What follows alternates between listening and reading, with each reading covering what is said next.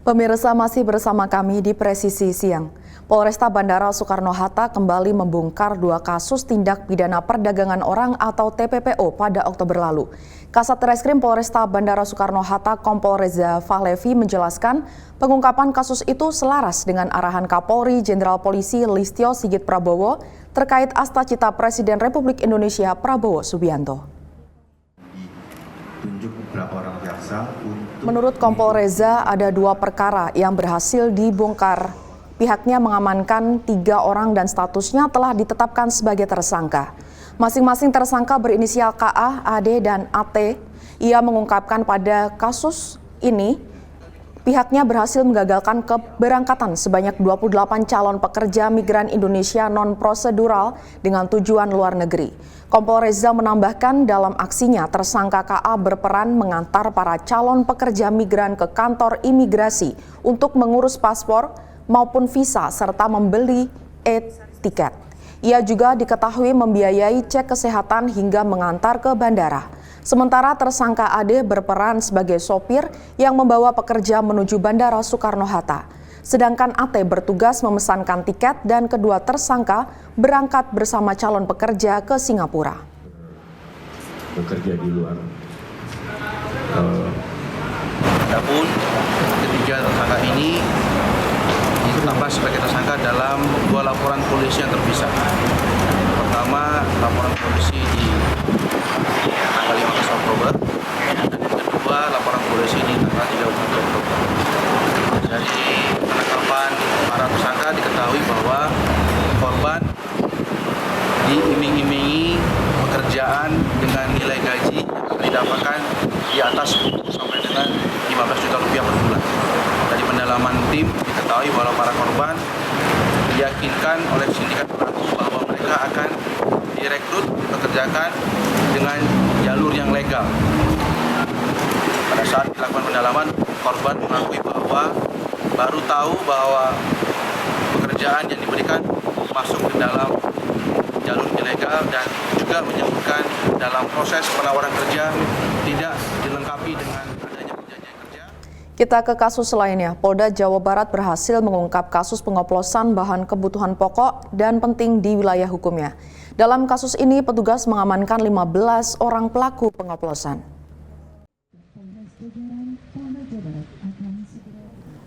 Kabid Humas Polda Jabar Kombes Pol Jules Abraham Abbas dalam rilisnya menyebutkan belasan pelaku ditangkap dari 12 daerah di kota Kabupaten Jawa Barat.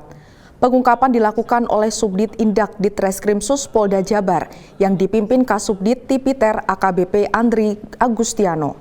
Dalam kasus ini ada beberapa kegiatan yang dilakukan para tersangka, mulai dari mengganti kemasan tepung terigu, di mana para tersangka mengemas ulang bahan baku dengan mengganti karung kemasan dari merek Tulip menjadi segitiga biru. Sementara untuk pupuk bersubsidi, tersangka melakukan penimbunan dengan membeli dari sejumlah pihak.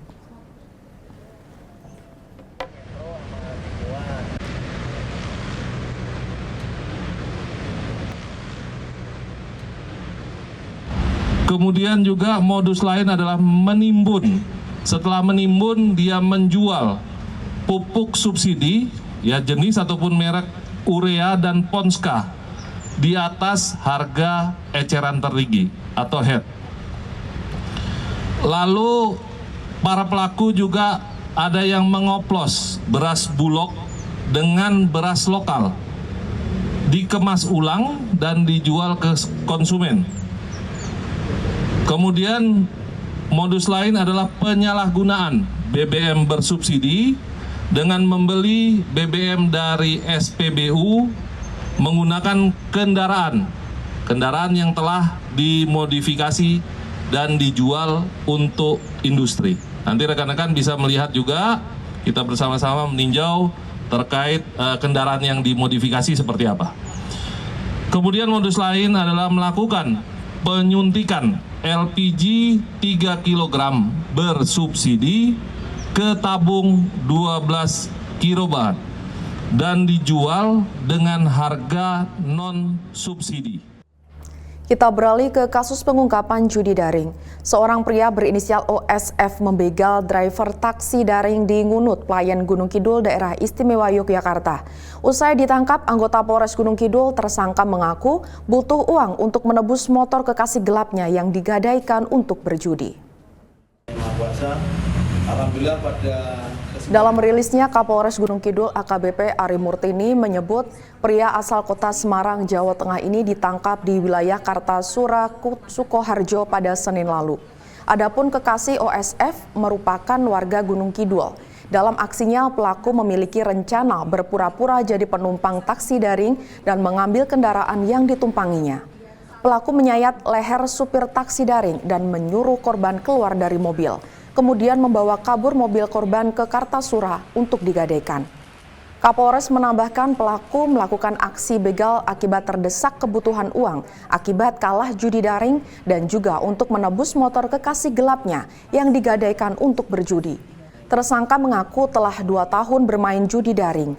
Ia pun menyebutkan tak pernah menang selama bermain judi daring.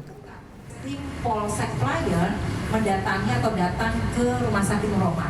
Dan memang karena yang bersangkutan harus membayar tunggakan dari gade motornya dan harus ngambil motor milik pacarnya ya Pak Kapolsek. Jadi yang di belakang ini pelaku ini sudah beristri di Semarang, tapi punya pacar di Gunung Kidul seperti itu, yang kemudian pacar motornya digadekan sama pelaku. Nah harusnya kemarin itu saatnya untuk ngambil gadean itu. Sementara itu, Polres Trenggalek mengamankan seorang selebgram lokal warga desa Salamwates, Kecamatan Dongko berinisial PW, karena diduga terlibat dalam promosi situs judi daring di media sosial. Kasat Reskrim Polres Trenggalek AKP Zainul Abidin saat rilis menjelaskan tersangka PW adalah salah satu dari 6 tersangka yang diamankan dalam operasi pemberantasan judi daring ini. Saat ini Polres Trenggalek, Satreskrim Polres Trenggalek merilis kegiatan dalam rangka mendukung program Astagita 100 Hari Bapak Presiden Prabowo. Satreskrim Polres Trenggalek berhasil mengungkap terutama kasus judi online, yang mana kami mengamankan sejumlah 6 tersangka. Namun satu tersangka saat ini dalam keadaan hamil dan sebentar lagi akan melahirkan, yang mana salah satu tersangka ini selain daripada yang kelima itu, satu tersangka ini adalah selegram yang ada di Kecamatan Dongko, yang mana dia mengendorse adanya judi online dan dia mendapatkan keuntungan dari kegiatan itu. Jadi endorse yang dia terima setiap 15 hari dia mendapatkan 600.000 dan ini sudah berlangsung 6 bulan yang lalu. Dan kami bisa membuktikan bahwa ternyata ada transaksi dari apa yang dia endorse itu masuk ke rekening yang bersangkutan. Yang 5 tersangka ini adalah mereka para pemain, mana ada yang sudah 1 tahun mereka bermain judi online, kemudian ada yang 6 bulan mereka judi online, dan setiap harinya mereka bermain 100.000 sampai 50.000. Dan saat ini yang bersangkutan ditangani oleh unit khusus Polres Trenggalek.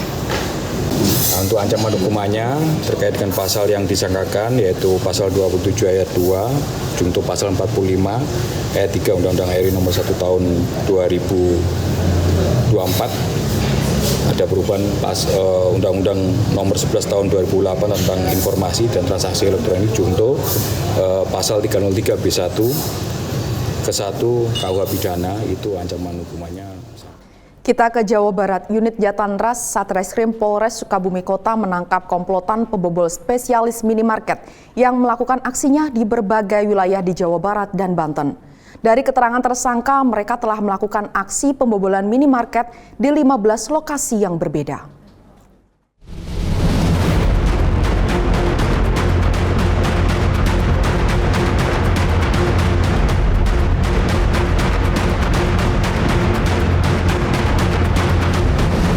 Satreskrim Polres Sukabumi Kota berhasil melakukan pengungkapan kasus pencurian spesialis minimarket, Alfamart, dan Indomart yang terjadi di 7 lokasi atau TKP di wilayah hukum Polres Sukabumi Kota. Selain di wilayah hukum Polres Sukabumi Kota, para pelaku diduga telah melakukan aksinya di wilayah lain. Di antaranya di Bogor 2 TKP, di Banten 2 TKP, di Depok 1 TKP, Tangerang 2 TKP, dan di Karawang 1 TKP. Jadi secara keseluruhan ada 15 TKP. Dari pengungkapan ini, kami telah mengamankan 5 terduga pelaku. Adapun barang bukti yang telah kita amankan adalah 1 batang pipa besi ukuran 75 cm, kemudian 125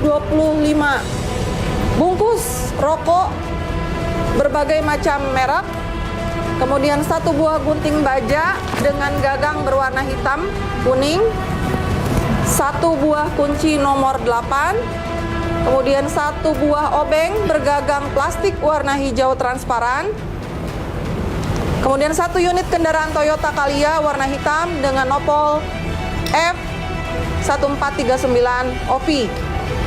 Adapun modus operandi para pelaku, yaitu pelaku masuk melalui atap minimarket dengan cara membongkar lalu merusak plafon dan kemudian masuk mengambil barang-barang yang ada di dalam minimarket tersebut. Terhadap para pelaku kami terapkan pasal 363 KUHP tentang pencurian dengan pemberatan, pidana penjara paling lama 9 tahun. Kami menghimbau kepada seluruh masyarakat maupun para pelaku usaha untuk meningkatkan keamanannya masing-masing dengan memberikan atau memasang kunci tambahan atau melengkapi rumah maupun tempat usahanya dengan alat bantu yaitu kamera CCTV. Dan bila ada warga yang melihat atau mengetahui adanya gangguan Kamtimas, dapat segera melaporkan kepada pihak kepolisian terdekat atau melalui call center 110 maupun lapor polisi siap mangga.